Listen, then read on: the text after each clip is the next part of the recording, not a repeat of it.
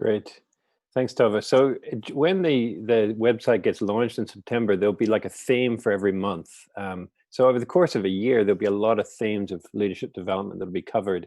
Um, and one of those aspects of the website will be a monthly leadership lounge, which is essentially this, and it'll be the opportunity to join a conversation with an established leader in YWAM. But one of the things that, as we were processing, the plan was to launch in September, and we realized that now's the time of lockdown. There's a lot of people have time on their hands. They're looking for online resources, and we felt like it would be a great idea in May and June to do these kind of weekly leadership lounges. And so every week, this time on a Wednesday for the next 2 months at least, we'll see about July and August a bit later. But for at least the next 2 months, Tova and I are going to be interviewing a different leader or a couple of leaders. So next week, it'll be Jeff and Ramke Fountain, who were YWAM Europe leaders for 20 years, really. But today, why don't I just go straight into introducing our guest today. Many of you will know Carl Tinnion. Carl's been the chairman of YWAM Europe, really, for the last several years. Before that, YWAM in Western Europe. Also, then before that, YWAM England, and then YWAM York, and YWAM Homestead Manor. So he's had lots of he's been in lots of geographical places, and also he's been in Harpenden, being the base leader for 5, 6, 7 years. Yeah, I can't remember. 7 years, and kind of really taking that large campus and helping it to really move forward, and it's seen great development in the last 7 years. So, Carl, you're very welcome, my old friend. Thank you. And great to grill you today. I mean, ask you questions.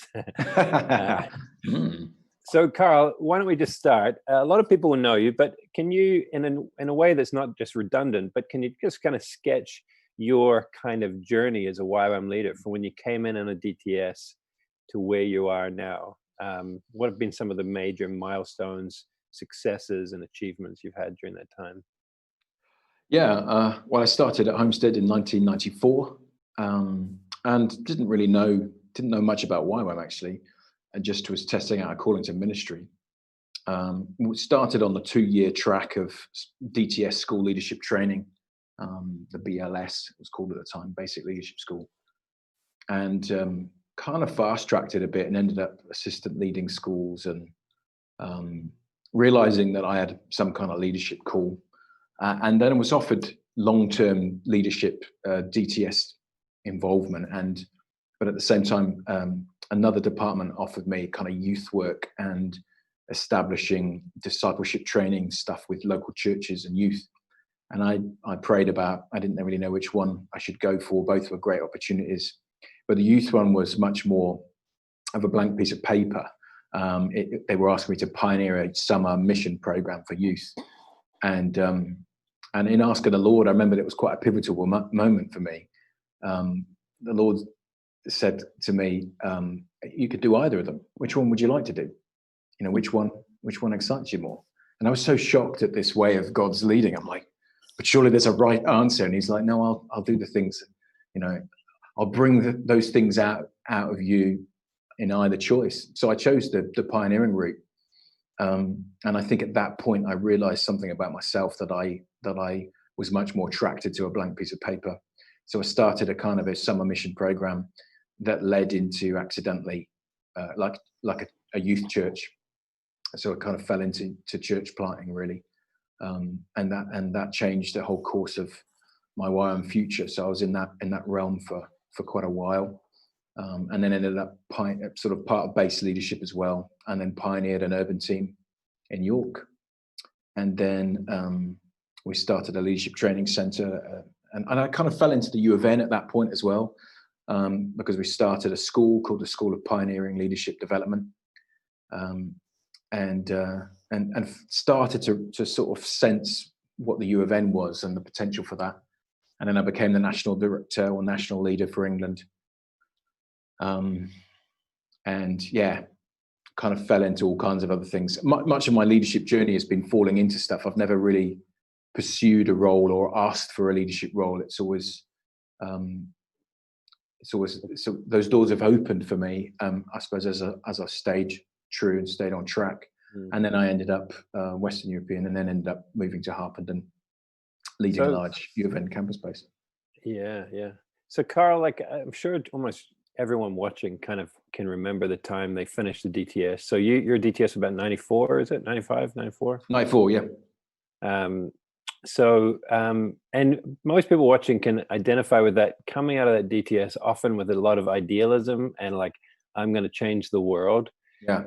When you look back 20, 25 years later, what can you see? I am really living out those dreams or those ideals that were placed in me during that time.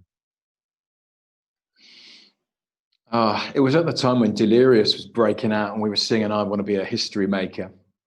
And I had quite grandiose dreams about saving whole nations, and as you do, I don't think I've quite fulfilled those things, and have had to work that one through in my own head.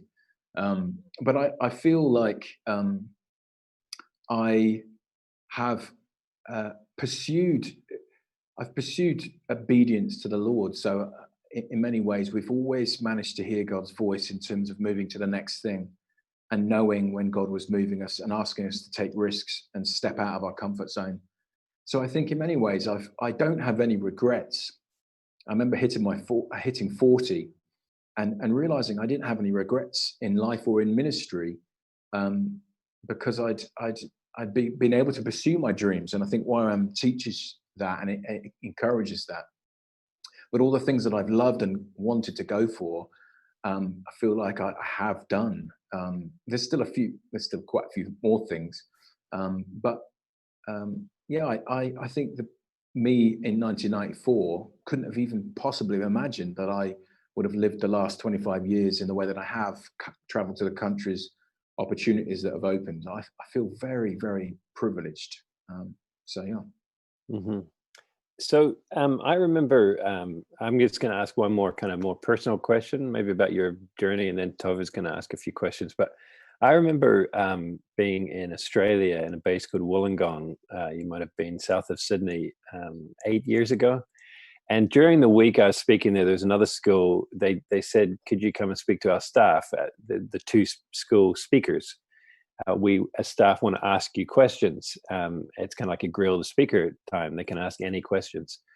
And I said, great. And there was another very senior leader with me. And we sat down. He was much more senior than me. He's like 30 years older than me. And the first question, the base leader came out, he goes, so what's your biggest mistake in YWAM? And or something like that. And or biggest, what's the thing you've done wrong? And I was like, oh, I can't believe you just asked me that. But it was a very good question. And it kind of struck me that I think one of the things you and I have talked about over the years is that we value in YWAM is transparency and humility, and leadership development is learning from mistakes and stuff. And I did prepare Carl for this.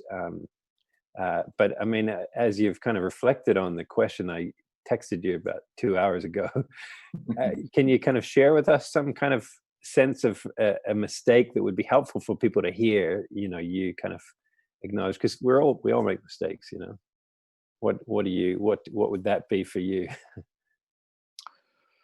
I think something that has plagued me over the years has been, on the Myers-Briggs, I am a very high feeler. And so I'm a very passionate and emotional guy. And there's parts of me would say that's been a strength in my life. But there's another part of me that's just been that it's been a nightmare in leadership, because I'm not thick-skinned, and I feel pain, and often feel pain quite deeply if people are out of order or whatever. And it's taken me a long time to learn how to manage that. And I often would say to God, why have you made me this way? I prefer to just be ignore. If people are offended towards me, I know about it. I can read a room very quickly.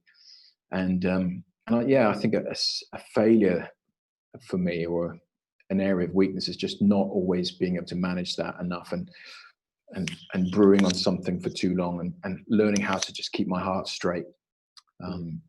Another area I think has been not having crucial conversations. You're probably aware of the book. I tend to, as I've gotten older, I've gotten much better at doing this. But in the olden days, when I was younger, I would assume things were okay, or I'd kind of know that someone was not right. Something was not right between me and another person or a leader.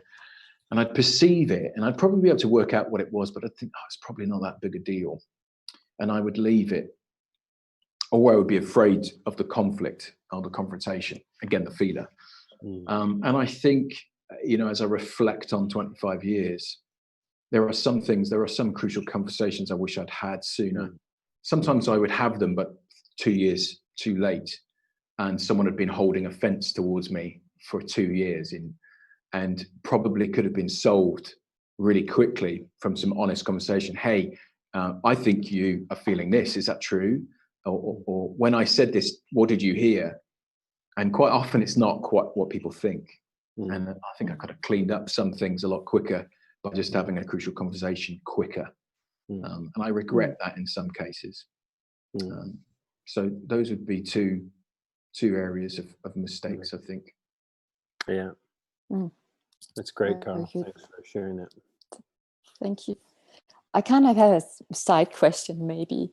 And that is, Carl, you're one of the most multi-talented people that I know. I mean, you teach, you're an incredible teacher, you're inspirational, you lead a big base, you're convener for Europe, and then you pop up over here and you stand up like Jan Hus, and a great storyteller. So, and a great cook, and we can just go on, chef. Have you discovered that, and how did you discover that? Just through your vibrant life as well? Has that kind of been, I'm not quite sure how to ask the question, but in how did you discover all these different talents and found space to nurture them? That's very kind.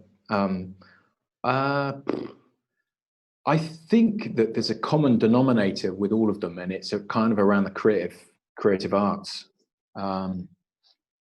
So I think I just have always been an arty-farty type. That's a very English term. But I've always loved creativity and imagination and creative endeavor. And my mum and my dad encouraged that growing up, made space for that, fanned that into flame. Both parents were quite creative. And I've always made room for it. And I think I like to, I'm a bit of a jack of all trades and a master of none. So I'm not excellent, I don't think, at anything. My cookery is starting to get to a reasonable standard, but I'm not really excellent at anything. But I love to take something on and learn how to be good at it and to master it enough. And it's a kind of hobby thing. So I just like learning new things. I taught myself guitar, and I taught myself juggling and fire breathing and storytelling. And so I'll obsess on something until I feel like I'm reasonably competent in it. But they're all creative stuff. So any creative endeavor, I think, is a stress reliever for me. And actually, if I'm not creating, I actually feel pressure or tension in my chest or in my head. So I have to make stuff or create stuff to stay sane. I think it might be just DNA. I don't know. Yeah. No, it's almost like that. Well, there is a principle in there. We all have to find out what we enjoy doing and find a stress reliever. I think that's a key thing for any leader as well, isn't it? Or you just get bogged down. I like to have different dimensions. I think my wife says this to our kids actually quite wisely: get some hobbies, have interests, because if you don't, you'll not be a very interesting person. and if you're at a party, you've got nothing to say. What do you do in your spare time? Well, I game, I watch films. Well, it's not really very interesting. So I think I'm interested in lots of things. I'm very curious about lots of stuff. I think it's a good thing. Yes, write that down, everyone. Get some interest if you don't have it. I'm currently learning Arabic. Oh, you are? I'm trying to. Yeah, why not? Yeah. We're in lockdown. Yeah. My dentist, he learns a new language every 3 months. That's kind of insane. That is teaches dental stuff. Yeah. Anyway, I'm seeing him on Monday. Let's not talk about that. Okay. But Europe, what do you see? I mean, Europe right now. What do you think that YWAM has to contribute, or what open doors, what open spaces do you see now for? What advice would you give us, as you soon are leaving Europe, at least for a time? You better come back. But Yeah. what advice would you? What do you see? What are some of the trends? Gosh.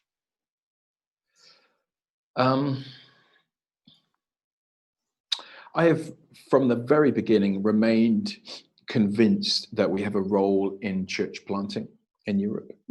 We've not really ever pursued that properly or got our heads around it. Whenever I've brought it up in context, people kind of go, but we're not called to that. I think that we are, as an organization, gifted in starting churches. We're not very good at maintaining them, and we shouldn't. But we're good at starting them where they're difficult to start. And I think there's lots of very difficult, hard ground to start churches in Europe right now. And it's in our DNA to do it, to pass it on to people and get it out of YWAM as quick as possible. But I think we should do it a lot more. And the time is coming when we will need to kind of craft that. And I think if you have learned to lead a DTS, and you've gone through that training of how to lead a small group, how to lead a prayer time, how to disciple someone, you can plant a church. That's the bottom line. So, we are equipping people to do it. They just don't realize it. Trends-wise, I long for a combination between the prophetic and the apostolic, or the intercessory and the apostolic, to hold hands. We've often dreamed about it. It seems to be a very difficult thing, but there seems to be a growing movement of prayer movements and kind of worship and prayer movements amongst young people in Europe. But if they're not combined to that apostolic, pioneering, risk-taking kind of dimension of being proactive, we will just see this kind of pendulum thing back and forth. Yeah. So I think we are in this amazing opportunity of seeing a generation of young people that just really are passionate for Jesus and are wanting to spend time in his presence. But, when you spend time in his presence, you hear his voice and he asks you to do stuff most of the time. And I hopefully we won't miss that. And so if we can combine those two things together, I think we could see a new era of pioneering, not right across Europe. And my passion really is for Central and Eastern Europe in these days, to see more new works established there, strengthening of what's already there, but a breakout of pioneering and new things in Eastern and Central Europe. I think we're ready for that. And yeah, I'm excited about that. Very good. Thank you. I saw Johnny breathe. Do you have anything to add? No, I think you go on, Tove, with the next question. He's stuck. Okay. He hasn't got a question. We have a lot of questions. I have a lot of I might say to you, Carl, but yeah. But I guess it goes along with this one as well in some ways. Now, most of us, I would imagine, have heard Tom Bloomer's word on pruning, or "It's time to die" was a headline. How do you respond to his word about pruning and fruitfulness? I guess just your take on it. Yeah. I think it's a good word. I like pruning. Again, it's another creative endeavor. It's kind of organic sculpture.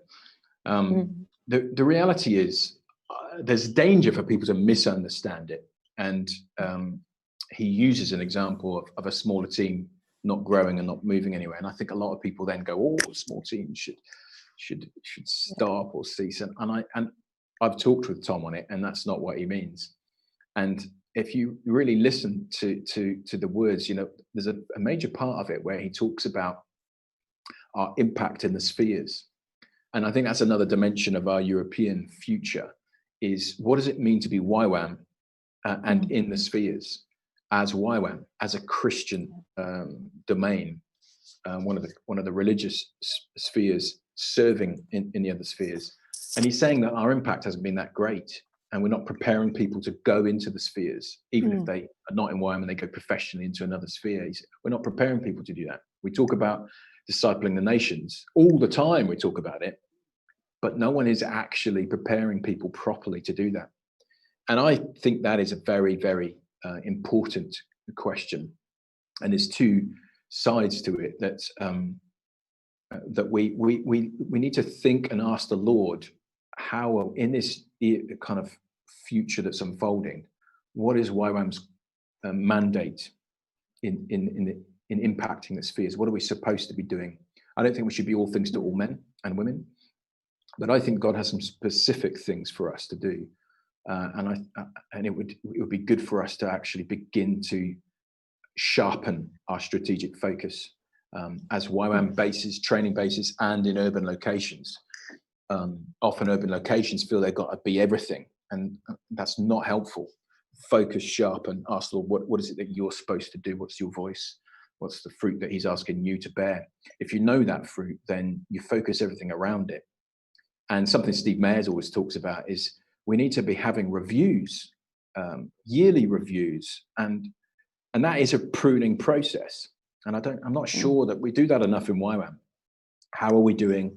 Are we achieving the things God asked us? How do we measure our fruit? What does it look like? What areas do we need to get rid of that aren't working? What areas do we need to retry, repioneer? A yearly process of that and being ruthlessly honest with ourselves, I think would lead to greater fruitfulness. But the reality with Tom's word is I think it's a fear of the Lord in understanding our calling in this epoch, in this era. That we're not supposed to just be all things to all people. That I more and more I'm convinced YWAM has some very specific mandate from the Lord for this next 50-year period, and it's different to what it's been before. And we would do well to just wait on the Lord and ask him what that is. You could be a small team and be unfruitful.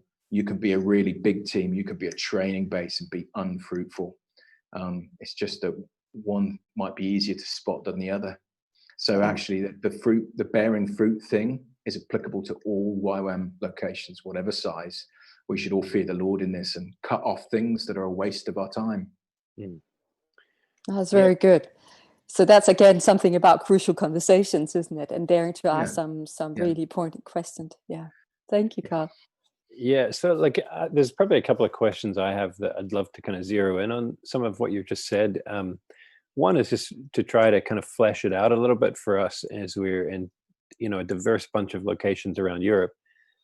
One of our values is we do new things in new ways. And I suppose part of Tom's word is maybe we're just doing the same old thing in the same old ways, and you're kind of getting at that we need to be more ready to move with the times, with circumstances like coronavirus. I mean, this is straight away plunged YWAM into the need to figure out how to generate income, disciple people when we're living through computer screens.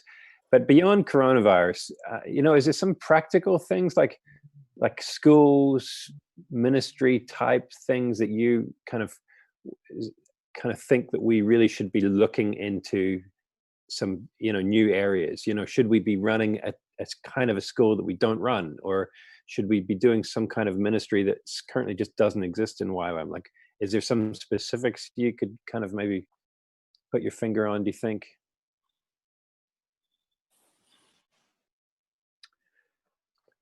Broadly, I don't know, and I suspect it would be great if we were training people to be apostles in the biblical sense of the word, sent out into the world with a good message.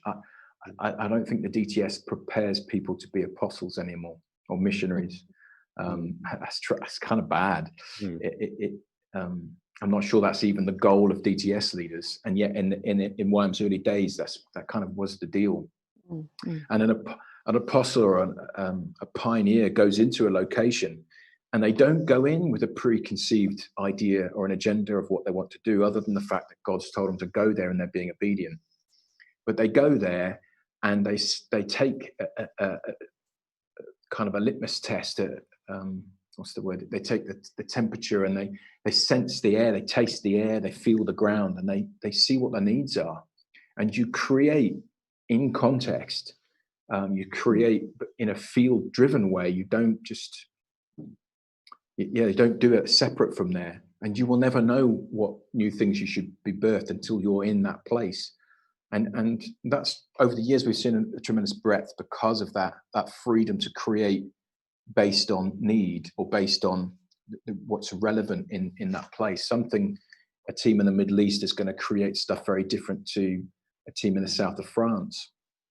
And so I wouldn't, I don't know what specific things should be created other than preparing people to be equipped for all circumstances. A number of years ago, I taught at a conference about Batman's utility belt, and that it was a spiritual metaphor that Batman has this utility belt and he's ready for every eventuality. He's equipped, and he's always got the right tool for the right situation. I think we need to be focusing more on that, because even if people leave YWAM, and they should, like we should see more people being equipped in YWAM and leaving YWAM to go into the spheres.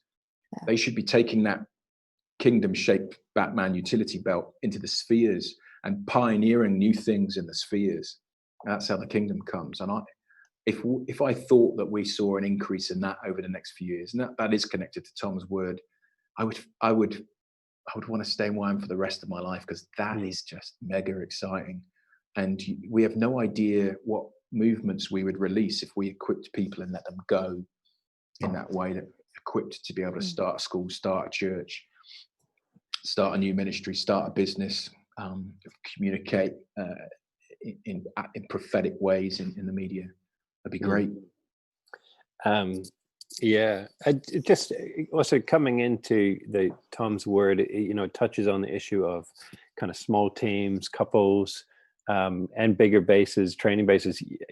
You and I suppose Hover as well, you've been in different kind of contexts of size of bases, but Carl, you and I pioneered around about the same time, early 2000s. You went up to York and I was in Belfast, and we both had experience of starting something brand new in a place where there really hadn't been anything. And then from there, I got given the space in Rostrevor, YWAM got given it, we took it over in it. And likewise, you then moved into Harpenden. So you've had experience both of pioneering something in an urban context out of nothing and moving into a bigger kind of facility and ending up running more training. It kind of seems to me that part of Tom's word is also not just about small team or big team, but the connection between the two. What are some of the things that you learned over the last 20 years in terms of small team and big base, and being in both of those kind of contexts? Yeah, it was quite a shock going from one to the other. I think probably I have a greater disposition for the smaller, because it gives me 10 people that are focused and are willing to be able to be flexible and change. And I could do it. I think you could do anything.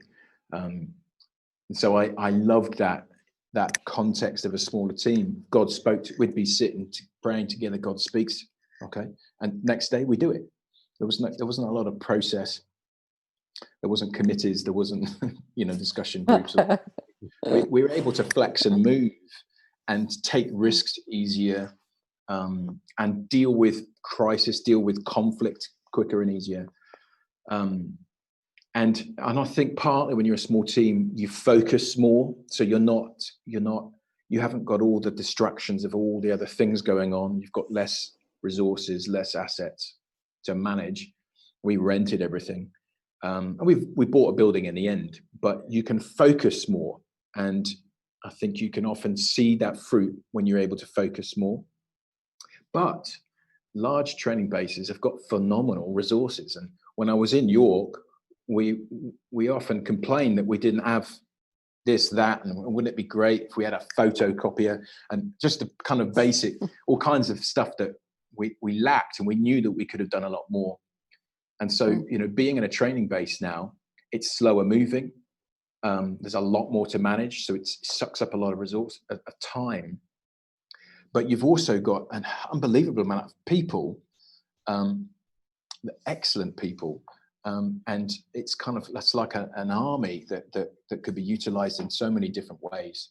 So I love both. I don't think one's better than the other. It's kind of whatever you feel more comfortable in the end.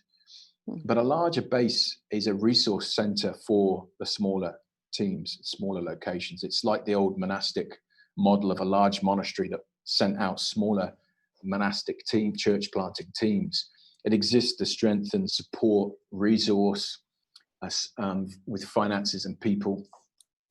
And when they work, they are amazing because they can sustain and resource growth. That's not always the case in YWAM, but the principle is there. But there's pros and cons with managing both. But I think probably as someone that's more of a pioneer, I would prefer to be have a small backpack and be on the ground and be able to move quickly. Yeah, and yeah, no, that's good reflections there. I mean, I think sometimes I probably emerged in YWAM into a context where sometimes you're kind of on your own. It was like survival of the fittest, we don't have a central headquarters, we just go and do it, and you fundraise for what your new ministry is. I think what you're getting at is a bit of connectedness between big bases and small teams, and bigger bases having kind of resources sometimes. Both, I wonder if I can ask both of you a question, because you're both kind of more involved in the U of N than I am. Maybe I'll start with you, Tove, just to kind of give Carl a break. Kind of in the same kind of lines as we just asked about, what do you see like Europe needs, what changes could happen in YWAM? Do you see in the U of N some of that happening, Tove? And then I'll ask the same to you, Carl. I see a lot of questions are being asked right now, within U of N, internationally as well as in Europe. And I think there's a lot of wrestling right now, and more than there's answers. But I think there's a real need for really being even more field driven, and to be much stronger linked to apostolic leadership, who may see some of the needs as well, and actually just create schools, create training, also shorter trainings. It doesn't have to be 3 months, to create much more training and seminars and whatever it is, for the local community. So to equip them, so for U of N to spread its wings and its influence much more, I think, to see what is needed, what do we have to contribute with. We have a credible network, of people and gifted, skilled people from all over the world we can pull in. It's like, hey, you have this need. Hey, I know somebody over here we can pull in, we can ship in. So I think we have a chance now to go much closer to the ground. This is my take of 3.0, at least part of it is that we can be a little bit more like a chameleon, in the good sense, that we get closer to the ground, so much so that we start absorbing the color, the flavor of the soil. So what is it we need right now in Europe? Find out and create anything that is going to meet that need, and then create more, not just ministries, but people into the spheres. Sometimes I think we think, oh, it's not in the catalog, so I can't do it. So yes, you can just create another course, There's nobody's going to stop you. Usually not, unless there's something that's just like it. But otherwise, to be much more, closer to the ground. That sounds good. And what about you, Carl? What are some of your reflections, more specifically in the U of N in the area of training? So I see it there's two parts to it. So there's the present tense part, and in terms of understanding of the U of N, right now we're one thing. In 20 to 50 years, we'll be another thing. And so right now, and it's the steps to get to that. So right now, our anointing is in Christian ministries. So training courses that we run in Christian ministries are excellent. I think some of the best in the world, whether it's master's degrees or BAs or specific, because that's the domain that we come from. We have authority to create training in that regard, but we are spreading out into the education domain. And I think actually our role right now is still learning, is flexing and growing and getting a head around it. and laying foundations for the future, raising standards. And that's happening all the time. Even in the last 10 years, the standards just keep going up. And I think at the moment we are about creating biblical-based education and re-pioneering, if you like, biblical education or biblical values in education across the university sphere. And that is a big battle to take on. Universities were birthed out of monasteries, and I think God's doing a reset on that. So we are, people that come into our schools are getting biblical foundations for the sphere that they're called to. And then hopefully they've been with us for a few years. They then leave us. They go to a secular university, carry that on, and enter the sphere with the foundations that they've got from YWAM and the professional training that they've grown with. And they take that biblical thinking into the darkness, into the kind of realms of society that they're called. That's very cool. I think we're anointed to do that because we're teaching biblical foundations for all spheres. But I think we're seeing signs of growth amongst education amongst the poor and education in non-Western countries. And we're starting to see the fruit of that, the transformational effect of that. And those are the signs of the future. And I suspect that our authority in the education sphere will grow because we have borne long-lasting fruit in non-Western contexts. The Western university realm will be the last place that we find our fullness. And I think that's okay. That's not really our calling right now. But I think the steps into the future are in non-Western context. And when I say the poor, it's those that are excluded from education, that don't have access to education. That can be in Western context too. So I think there's it's the good news for the poor dimension of bringing education to those that either can't afford it, can't access it. And I think our true authority will grow from there. And isn't that the way God does stuff anyway?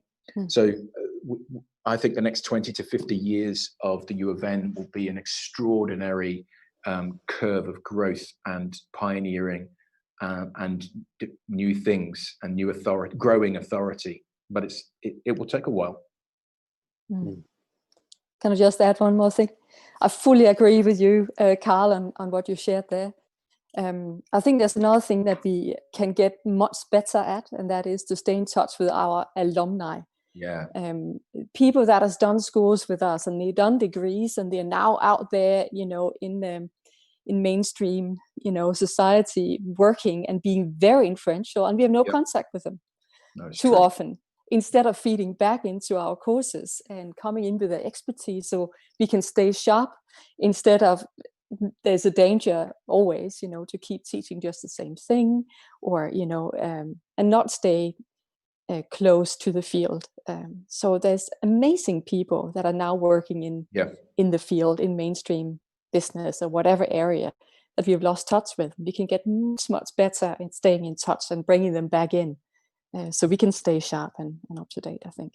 That's very good. That's crucial, that point, because we can't measure our fruit if we don't know if our training works. No. And so those people can in turn speak back to us and help us with our own reviews, going back to Tom's pruning talk. Exactly. Know how we can sharpen our training and sharpen our focus. Yeah. We had a question come in from Corbin, saying or asking, do we need to leave YWAM to go into the spheres? So I want to ask you that question, Carl. Depends to do what. It really does depend to do what. And so it's too black or white a question, in the sense that if you're going in to serve in the spheres from a Christian domain perspective, you don't need to leave YWAM. So if you're gathering people in the spheres and offering them kind of kingdom-shaped support and biblical input and equipping and just pastoral care, if you like, you can do that as a YWAMer. If you are wanting to go in very fully into government or into running a business, you probably do, because it's an authority-based thing again. It's a complex question, because what do you mean leave YWAM? Because there's an organizational side to us in terms of a domain, but then there's also the familial dimension where, you know, even alumni have not left the family in that sense. So relationship stays there. So I think there's two dimensions to what it means to be in YWAM. So and we need to get our heads around that. I don't think actually we have the right language to even describe that, because we want to have a better relationship with people that have left YWAM but feel like they're YWAM in their heart and their values still. So yeah, cool, but it depends what you want to do. Yeah, and I mean, I think it seems like YWAM works really well when we are a bunch of activists who then train people to do the action that we've just been doing, you know? Absolutely. You know, like my brother won't be watching this, but he's a professor in America, and he gets very offended when people say this phrase, "Those who can do, those who can't teach."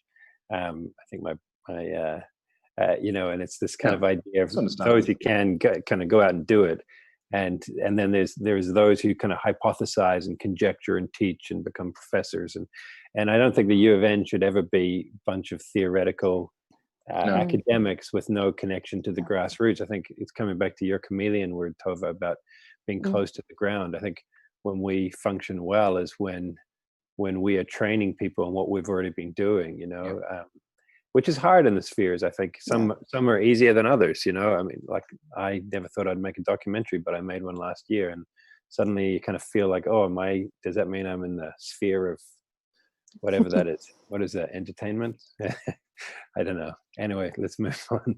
But yeah, but it's complicated. And what you were talking about, generationally, we're often young. We get all these young people come in that forget the lessons that we've learned in the past, and it can mean we lose institutional memory. You know, we lose effect. You know, is our training effective? And so I think you're making a good point there, Carl, about if we were to look at every training we were running in our location, let's take a long, hard look at it, 360-degree evaluation. Is this successful? You know.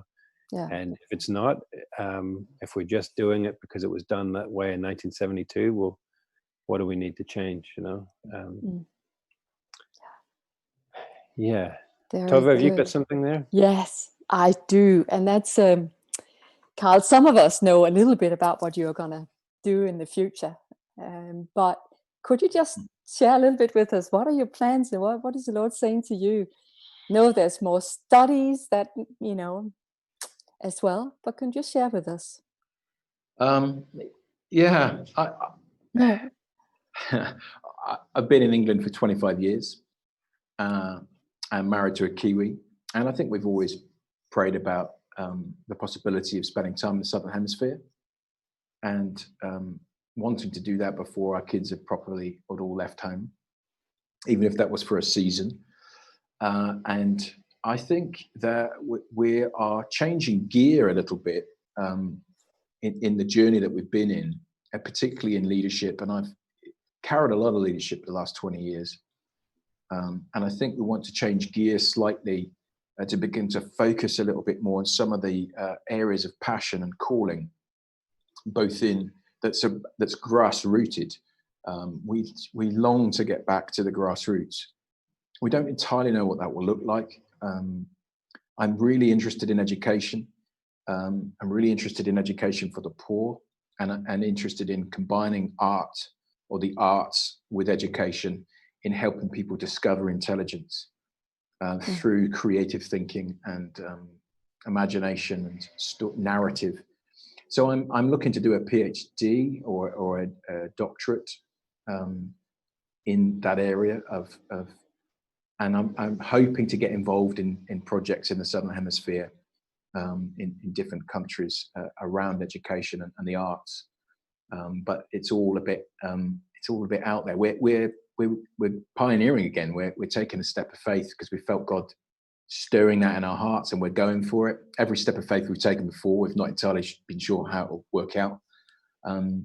So I would like to, as an artist, I would like to pursue more of my arts. I've often, even though before I said I nurtured those things, I've often put a lot of that on the side, on the back burner, for ministry and leadership and meetings, and I want to allow the artist in me to come a bit more out, both through in different ways, but in combined with theology.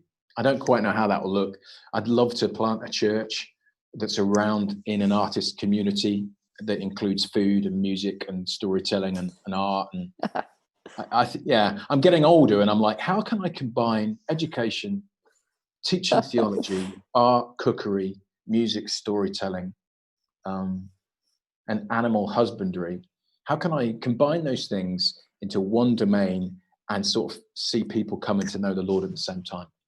So I'm going to go and have a go at that, see what happens. But I hope to, my hope is to have one foot still in teaching. I love teaching in YWAM context. So I hope to be able to have a bit more freedom to lecture and teach on schools, maybe more in the Southern Hemisphere, maybe some in America.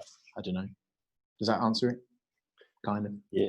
Yeah, I think God must have had a lot of fun creating you. Honestly, how can you combine these things? Yeah, go ahead, Johnny. So I think Tova's got one final thing in a minute, but maybe just I think maybe this is just about the last question we have for you, because we'll kind of try to keep these interviews to about an hour. So if you're arranging your schedule, base leadership teams can watch this interview, and it doesn't go on and on, although we could take a long time. But we also want to ask a couple of questions every week, like the same questions, like we might ask every leader their biggest mistake, just because I'd love to hear every leader have to say that, But actually, it's very profound when we do that. Like, and even what you shared before, it's very meaningful. I think one of the questions we want to ask is just, what we hear this phrase, I don't know who said it, somebody once, a long time ago, he who reads leads, or she who reads leads. You can tell what era that was spoken in when it said he who reads leads. Probably an era where women didn't Today's readers, tomorrow's leaders. It's kind of kind of correct. Yeah, same kind of, well, it works in the English language. I don't know about other languages, but obviously reading is connected to leadership because you're learning. I think if I was to ask you what either current books or books in the last few years have influenced you, and even broader than that, what are those kind of individual like leaders in YWAM that have really hugely influenced you over your career in YWAM? I love reading. So I heard that quote on my DTS, and I just committed to read a book every week or so, every 2 weeks, and I have done for 20 odd years. And it's a good discipline. At the moment, over the last few years, I've really enjoyed Skye Jethani. I know he's kind of on point at the moment, but Futureville, particularly Futureville, I think was a brilliant book. He's a very good writer. I'm really enjoying Richard Rohr. I've read a few books by Richard Rohr recently, Falling Upward, and then there was another one that I really liked. But at the moment, I'm reading Universal Christ, and it's brilliant. I really enjoy his writing a lot, and I'm finding it really ministering to me in the broader kind of realm of the body of Christ as a Catholic writer. And then I suddenly realized I've been really impacted by a lot of Franciscan writers recently. There's a lot of brilliant Franciscan writers. I do like Francis of Assisi generally. So if I could be a Franciscan monk and be married and an artist, I would do it. I'm not sure you could do that. I'm currently reading the devotional writings of Julian of Norwich. Just absolute gold, written in the 13th century, a woman called Julian, and revelations of divine love or enfolded in love. Get hold of them. That they are just the most unbelievable revelations of Jesus I have ever come across. So that is definitely worth pursuing and kind of getting your head around. And the other one that I'm really enjoying at the moment is Modern Art and the Life of a Culture. And it's looking at modern art and the kind of the spiritual dimensions and kind of biblical themes in modern art, which no one has really written on before. And I love modern art. It's a superb. If you're an artist, get hold of that book. It's very good. Influential people. There's probably a few. I've got a good list really, but Steve Mayers has been a leadership mentor for me and modelled good eldership to me. I've not always had great eldership experiences, but Steve has modelled eldership to me in a way that's just I'm so grateful for his input in my life over the years. Another lady would be Mariette Lowe, in helping me understand spirituality and my relationship with the Lord and authority. But also encouraging me and sort of speaking life words over me. And her teaching, I think Mariette's teaching early on was very formational for me. Probably Tom Bloomer would be another hero for me, both as a friend and someone that's always championed me. But in any larger gatherings over the years, YM gatherings, it was always him that brought a prophetic teaching. And you'd have all kinds of topics and inspirational talks, but he would often bring a prophetic teaching, not a prophetic word, a prophetic teaching. And David Hamilton is a bit like this as well. And I really enjoy listening to David Hamilton. But Tom Bloom has always brought those kind of key messages throughout the 20 years I've known him. And it's inspired me in prophetic teaching. And I really like that dimension, and especially when you can combine art with it. But those would be a few names. That's good, Carl. Tova, how are we gonna end this? Oh, the great Carl should press. No, I don't know. Maybe we should encourage him. What do you think? I think he's a great guy. I think he's done incredible stuff in also in Harpenden, in just seeing that place grow in its calling as well, I think, and anointing. And what do you think? Yeah, Carl, I just I do things at the last minute a little bit. It's been said of me, and so I just texted a couple of people as I started this. Quickly send me 3 things you like about Carl. So I just, John O'Bevan said this. John O'Bevan pioneered a team in Paris. He's now Biarritz, a legend, not unlike you, Carl, and he's master of the kitchen. Jono said, I love his humor and kind heart, love his ability to motivate, encourage, and inspire all at the same time. Love his passion to know God more in everything he does. And Dick Brower said, Carl is unorthodox in his ways and leading. And I think we can all say that, and that's a compliment. Yeah, no, that could definitely be not a compliment to some people, but for you, it's definitely a compliment. He loves drama, inverted commas, very visual in the way he is teaching, leading, and inspiring. He really is an artist, never copying, but always original and authentic. And yeah, Carl, I mean, I guess you're not dying, hopefully, but like you're going to New Zealand, it's a place to be. And I'm kind of a little bit jealous because you're going to my childhood home that I don't live anymore there. But I think over the years you've been just one of my best friends in YWAM, and it's going to be sad not to have you living across the water. But we'll stay in touch, I'm sure, somehow. Absolutely. And I think as I reflect personally, and even not for us as YWAM in Europe, I think we're gonna lose something by you moving on. And I think the way YWAM works is something falls off and then something new regenerates very quickly. So I'm sure you will be replaced, but no one will ever replace you in quite the way you are. So thanks for all the work you've done in YWAM Europe over the years, and thanks, and your friendship and your goodness and your sacrifice. You and Mal and the family, you're great. Appreciate and Steve Mayers just added one thing here. Love you, Carl. So risk-taking, creative in storytelling, wonderful relational leader. And I fully agree with that as well. We'll miss you dearly here in Europe. Please come back to some of our gatherings. I appreciate you just, as a friend, and your input and your friendship, your creative way in leading. Loved working with you in events as well. So yeah, please come back, Carl, and give back to us also some of the things that you learn. I'm sure you're very generous in every way. So we look forward to have you come to our gatherings as a speaker as well. And hear the fresh revelation that you have. Thank you. I appreciate it, guys. Thank you.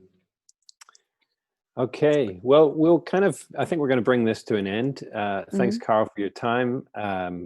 We will be back here same time next week, whatever time it is. If you look at the clock, that's the time. There's a little bit of confusion on my ability to tell the time. So the other day, I didn't realize Greenwich Mean Time is not the same as just generally the time here in the UK. So, well, looking at your clock behind you, I don't know what time it is. It's 7 or something. Some lovely guy, the Quaker. Ireland has a different time zone. Yeah, that's true. That's Johnny time, that one there.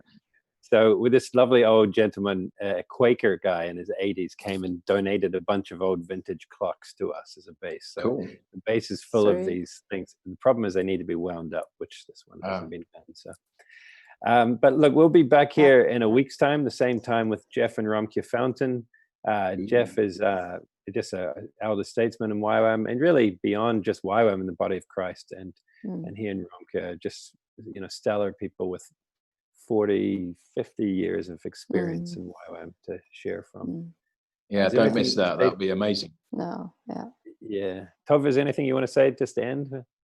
No, just say with Jeff as well. I mean, he's a historian, he's a journalist, and Christian philosopher, I guess we could call him as well. So really help us understand the context that we work in.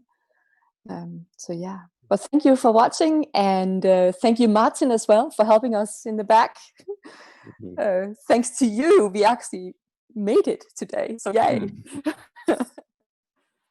That's great. And feel free to write comments below, like obviously during the interview, but even afterwards, give us feedback, questions you'd like us to ask Jeff. We can take that into consideration. So. All right, maybe we should just pray. We hadn't decided we were going to do that, but should we pray? That would be a good YWAM/Christian thing to do. But let's, across Europe, wherever we are, why don't we just join in prayer? I don't want to put you on the spot, Tova. Do you want to just pray for us? For YWAM Europe? Yes, you did. Yes. I did. I'll do that. You did. Oh. Father, we want to thank you for this time, and we pray that as this is the first time we actually succeeded to, Lord, we pray that you would unite our hearts and minds across Europe, that this will be a new network of creativity. And as we had Carl here the first time as well, Lord, that there will be an anointing of fresh creativity, a fresh way of doing things in new ways. After this day, Lord, and into the future, would you, Holy Spirit, breathe on us afresh? And wherever we are right now and what we are facing, I ask that you would come with just fresh anointing and overview and energy, whatever it takes for us to be more creative and more fruitful in whatever it is that we are working with. We ask for that in your name, Jesus. Thank you for being our Lord and for letting us be part of your Europe project. Amen. Amen. Amen. How was that? Was that okay? That was lovely. That was good. That was good. I've done that before, I think. So good. Okay, thanks everyone. I guess Martin, you'll bring this to an end and stop broadcasting this. Thanks. See you later. Thank you. Bye. Bye.